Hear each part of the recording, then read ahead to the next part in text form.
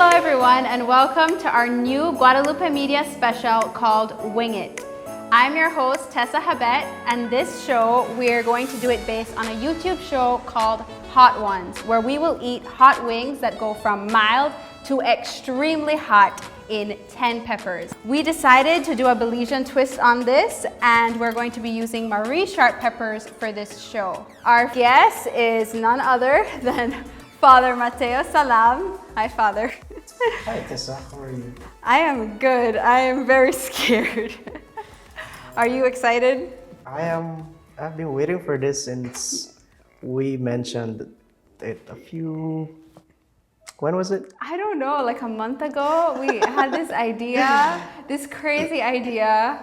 It's a random one. Yeah, I mean, Father is an avid pepper lover. I've heard it said that Father Mateo does not eat pepper with his food. He has food with his pepper. So he loves pepper a lot. And I used to say that I like pepper, but I don't think I'm anything compared to you.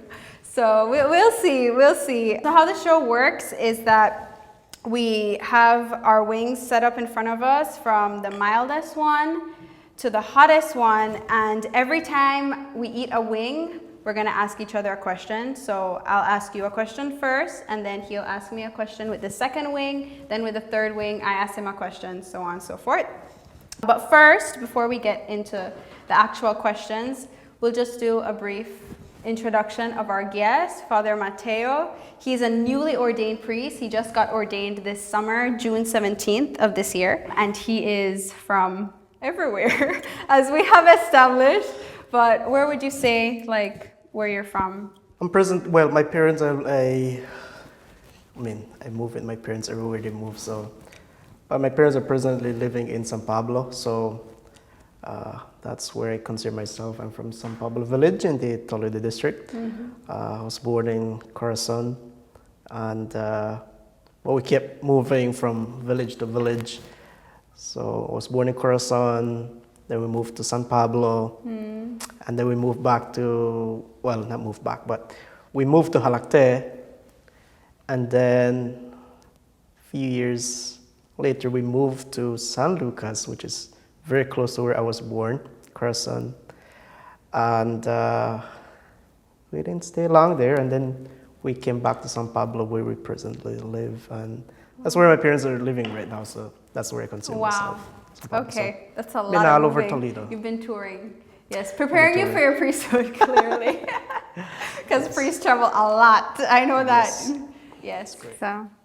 Well, Tessa, before we eat the food, this is food for me. So yeah. We need to bless the food. Yes, we do. Father, Son, Holy Spirit, amen. Bless us, O Lord, and these thy gifts which we are about to receive, and thy bounty to Christ, O Lord, amen. Father, Son, Holy Spirit. Yeah. Bien provecho. Enjoy your wings. That is one difference with this show. We're eating blessed hot wings. Yes. Okay, so the first one is this one, the grapefruit habanero pepper sauce. Yes. Just FYI. You can put extra if you would like. Oh, maybe I will cry. Okay, there we go. It's good? I'm not going to add hot sauce to this. You can feel it. Okay. It's just seasoning. I feel habanero. It doesn't burn, but I can feel the fumes. I don't know if that makes any sense. Whatever. Okay. So, you said earlier that you moved a lot when you were younger. Did you change schools a lot? Were you stable? Yes. I started school in San Pablo. I don't remember how many years I did in San Pablo, but I started at a very young age. I can remember when I used to go back home when there's break. Every time there's a break, I go home. So you boarded in San Pablo? Yes. I started school in San Pablo, but every time I have break, I'll go home. And to the point my teacher started telling me you don't have to go home after break because you're supposed to be in school. And I stopped Oh, you going. mean break in the day? Yeah, break during the day. Oh you see during the recession, I would go home. and sometimes I'd be late going back to class. But anyhow, and yeah, I did attended schools in these villages, and the last primary school I attended was in San Lucas. That was in 2007, and then 2007 that's when I started high school at Julian Cho Technical. So did you for high school you stayed in the same high school? Yes, from 2007 to 2011, we were in San Lucas. And then 2011, we moved to San Pablo. And after high school? Yeah, after high school. Okay. So Yeah. did you go to any other school after? Or? No, I mean, San Lucas, that's when I ended my standard 6, 2007. And then August 2007 to 2011, we were still in San Lucas. So I had to travel every day from San Lucas to Julian Cho. I had to wake up at 3 a.m. to get ready, sometimes 2 a.m. to go to high school. That's every day for 4 years? Every day for 4 years. Oh my gosh. And I got late every day. I woke up 7 a.m. to go to school. That's why you shouldn't complain. I know. This is the height of my misfortune. Okay, so the second hot sauce that we use is the orange pulp habanero pepper sauce. Okay, so Tessa, how did you start working here at Guadalupe Media? Okay, I did my first thing for Guadalupe Media when I was maybe 7 or 8. I did the Angelus with my sister. They asked us to record the Angelus, and then we also did a family rosary. So that was the first time I ever been inside here and recorded. I went to Panama for World Youth Day with my youth group in 2019, and they asked us to do a special, and they interviewed all of us in groups of 3s, asking us about our experience. After that, they asked me to give my testimony on a show that we had with Miss Mary Beth Meister called Lead Me Home. So I did my testimony on that show. After that, they called my mom and was like, okay, can you come in for a meeting? And I was like, why are they asking me to come in for, that's so weird, and random. I was 15. And so they told me that they had this idea where they wanted to start this newscast in collaboration with the Christian Herald. And they wanted a young person to do it, and they saw me on Lead Me Home, so they wanted me to do that. And my mom was like, oh, well, we'll see, we'll ask her dad and whatever. I was like, I want to do it, I want to do it, I'm doing it. I was like, no questions asked, I'm definitely doing it. I'd said yes, and it was supposed to only be once a month. After the first newscast, they were like, okay, can you come in next week and do another one? I was like, okay, and then every week after that, and they told me that I could eventually start doing other things, if I wanted to do a show like this, I could do that, or if I, any other thing like that. Yeah, that was how it started. I was 16 when I did my first newscast, and now I'm 19, so it's been 3 years, a little over 3 years since I started. The third one is the mild habanero pepper. Are you sure? It's in the name. When we interviewed you for your ordination to the diaconate last year, I remember this vividly. Oh, geez. You mentioned that you were looking forward to giving your first Kechi homily. What was your first Kechi Mass like? Did you cry? I did not cry. I pour. You poured? Yeah. Really? I was soaked in my tears, maybe almost. No, I was very emotional. I mean, it was something that I think it became a reality. I mean, growing up, I wanted to be a priest. How young? I mean, I was still in primary school. I can't remember the age though. But I just love seeing priests wearing, when I see priests when they're fully vested, and you know what I mean. Oh, yeah. Chasuble, The stole, the cincture, the alb. Todo. It's so attractive, Yeah. And that really attracted me a lot, that I just wanted to be like, oh my gosh, I want to be a Kechi priest. As I was raising the precious blood and the Holy Eucharist and everything, it was just a lot of shocking in me. I'm actually doing this in my own language, in my community, where I grew up. One of the other things that really touched me was when my dad told me 9 years ago. I mean, obviously, he thought he was not going to see me being a priest because he said, "Oh, I don't think I will be alive. I think I'll be dead." And that really hit me at that moment. I said, "Dad, your life is not in your hand." Yeah. And that really, that came to my Yeah. mind. And that really hit me. And I just couldn't, I just had to. Just looking at my dad and my parents, they're just so emotional. And I had to. It was I thought it was a beautiful mass. We had a few communities that came for the celebration. So it was really good. Was that your first mass or? That was my first mass in Kekchin, my community. And that was the one that made you cry? Yes, of course.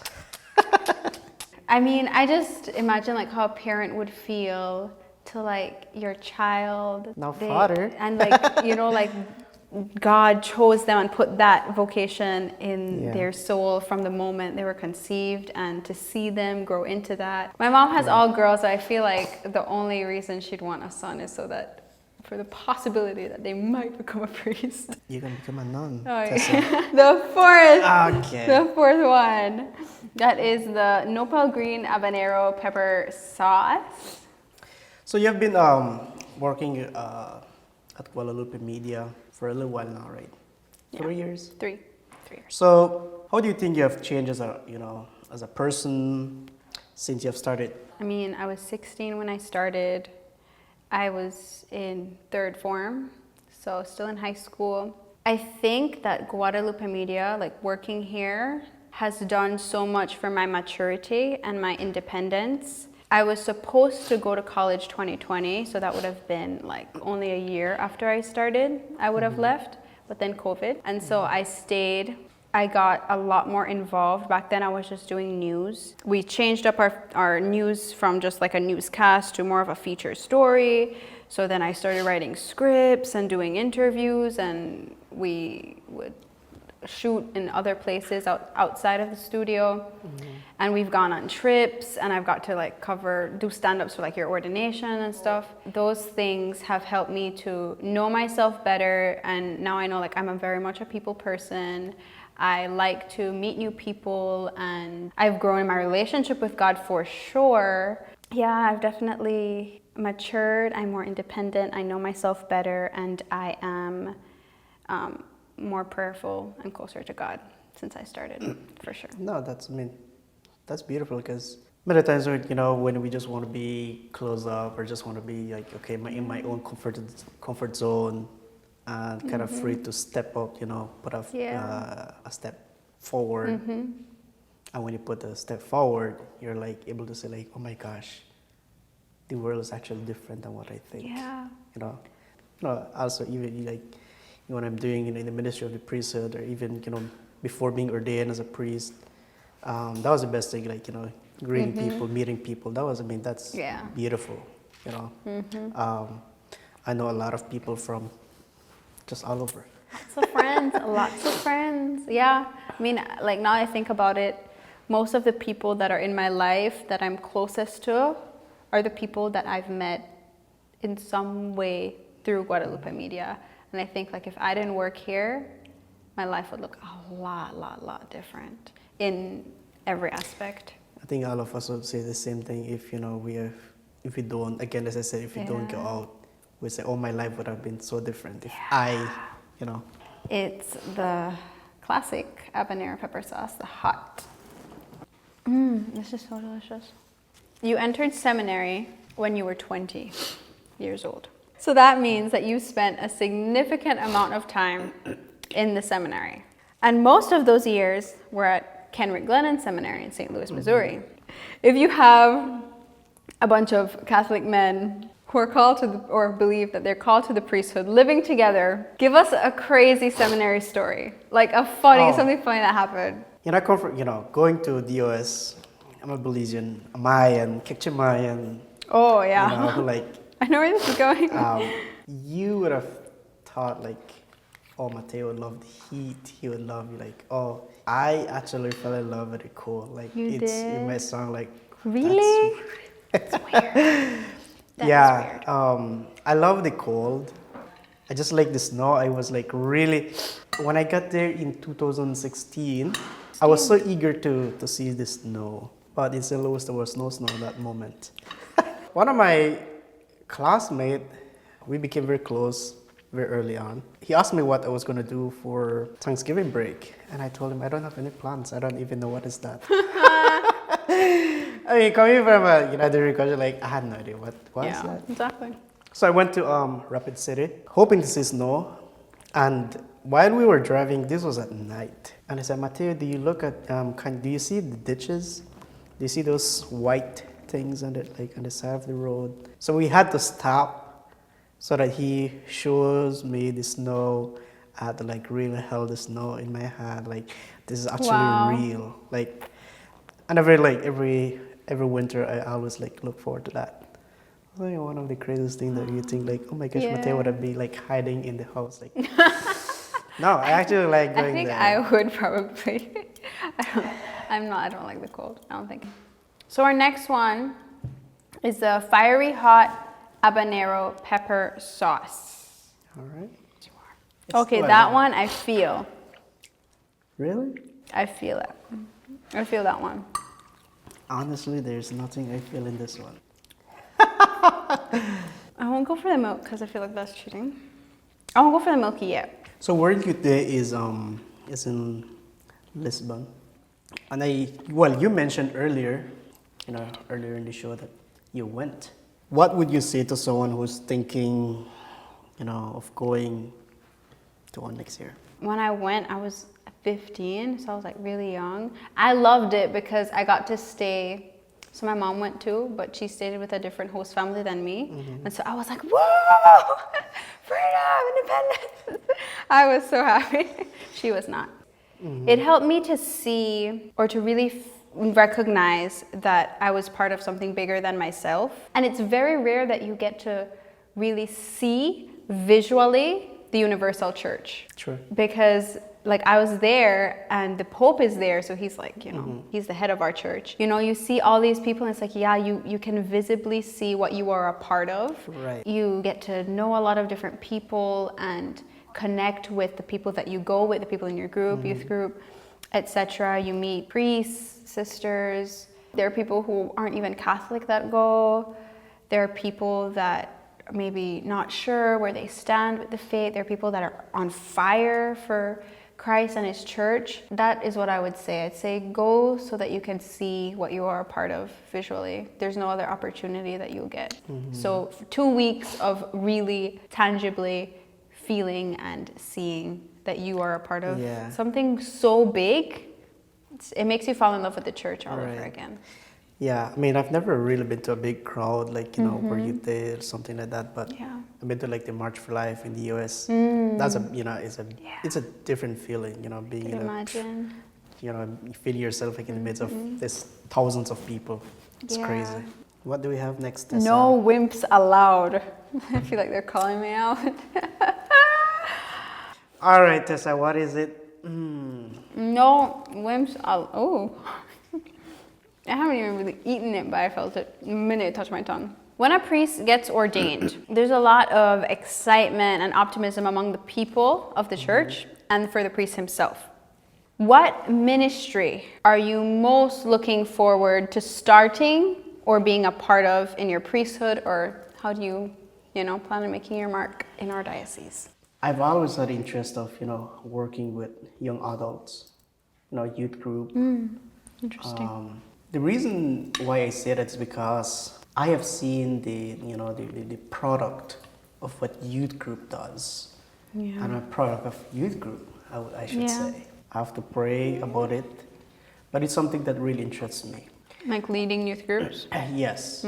I really like to push on that because Toledo once had youth group, all the villages had youth group. I should say like most then, if not all, but most of the villages in the Toledo district back when we were living in San Lucas, we had youth groups, and we had active youth groups. Not like sometimes when you think of youth group today, like I had no idea youth group exists, when you ask someone like, oh yeah, we have a ukulele, like, oh, but I don't see them, you know. I agree. And I think it's good that, you know, you as a priest want to help, like be really involved in that. I think that's very important to have our priests and sisters present in youth groups. That's a great vocation fostering. So, can you get that one? The Belizean heat, one of your go-to? I don't like it. Okay. I can taste the hot sauce. Oh my gosh. It's good though. Why did you choose to play guitar and when did you start playing it? So I didn't want to play guitar initially. I wanted to do violin because my best friend was, by the time she was 11, she was considered like officially that she was a professional violinist. My school got a new music teacher, and I heard that he was giving guitar lessons for like $50 a month. So I went up to him and I was like, I want to sign up for guitar lessons, private guitar lessons. And I set up the date and everything, asked my parents, and they were like, yeah, it doesn't sound like that much. They had guitars there, I didn't need to buy one. So I did my guitars. I remember I had to wait like 2 hours after school to start the lessons and then go for an hour after that. So school would finish like 2:30 and I would leave school till like 5. I did it just because I wanted to play an instrument. I just wanted to do, and thank God it was guitar because that's something that's portable, and True. Now I can play and sing at mass, and knowing what I know now, I could go back, I would choose guitar 100 times over. I love the violin, but I would choose the guitar over the violin any day. Beware. Back in the seminary in St. Louis, Kenrick, one or two things that I always had with me, walking in the hallway, going in the chapel, is my Mary Sharp. Really? You see those small little ones? I would always have that in my pocket with me. You are Kechi Maya, and you are the second Kechi priest in Belize after your brother. How do you plan on sharing your culture with those you serve as a priest? Because I know you're very proud of your culture, as you should be. Oh, the bag. I have to wear my clerics, you know, like people, is he Maya, is he Hispanic, is he like Filipino, like, so I think, to let people know that, yes, Mateo is a Maya, and this is the only way that I can show that, yes, I am a Maya, carrying my crush. This is what we call koshtal. This is actually made by my mom, given to me by my mom before I went to the US. So that's one way how you can show. Sentimental value. Yes. I'm so scared. Oh my gosh. I can see the pepper on it. Like I can see it. Oh no. I haven't even finished chewing. I feel like I have a cramp in my jaw. Let's prove that you're wrong. That's horrible. What's the question? Salud. What's the question? So what's your favorite part of working at Guadalupe Media? I think it's doing stuff like this, not this, but doing stuff like this, you know, like planning these things, and just like the creative part of it, the part before filming and the filming, just like having the ideas, then bringing it to life. I think I'm gonna like start Cry. like the creative part, coming up with the idea and then like executing it and making it come to life, and then filming. I went to a hot sauce store in St. Louis once. I asked for the hottest that they had. And I tasted it. It just like, you see when someone punches you in the face and you just feel the pain, but there's no like, I don't see any like joy in, you know. Oh yeah, just joy, pain. Yeah, it's just like pain, like give me the taste. Yeah. And I said, I'm not gonna buy it. Oh, this was pain. This wasn't even like. Yeah, that is pain, but it's joyful. There was no joy. I can't even taste anything anymore. Gotta believe it. You believe it? Gotta believe it. Gotta believe it. Okay, so I think that's all for our show today. Thank you so much, Father. You wanted me to cry, right? I wanted you to cry, but I knew you weren't gonna cry. Anyways. Next time. Thank you for joining us on this show. Thank you for agreeing to do this with me. This is really fun. I really liked it. I really had a lot of fun. I'm so happy that we did this. Thank you for watching our show and for partaking in this pain that we endured. And I hope that you enjoyed watching me die, but also the content and that you were inspired by Father Mateo and his beautiful story and the beautiful answers that he gave to us today. Any last words? Well, no, thank you for this great moment. It still happened. Thank you so much for making my dream come true of being on this show. So thank you to everybody. Thank you to Mary Sharp for existing. Thank you to Mr. Jason De Ocampo for making these wings for us. Thank you to Guadalupe Media for taking me up on my crazy ideas. So without further ado, that's it. Hope to see you again and God bless. Ciao, ciao. Bye.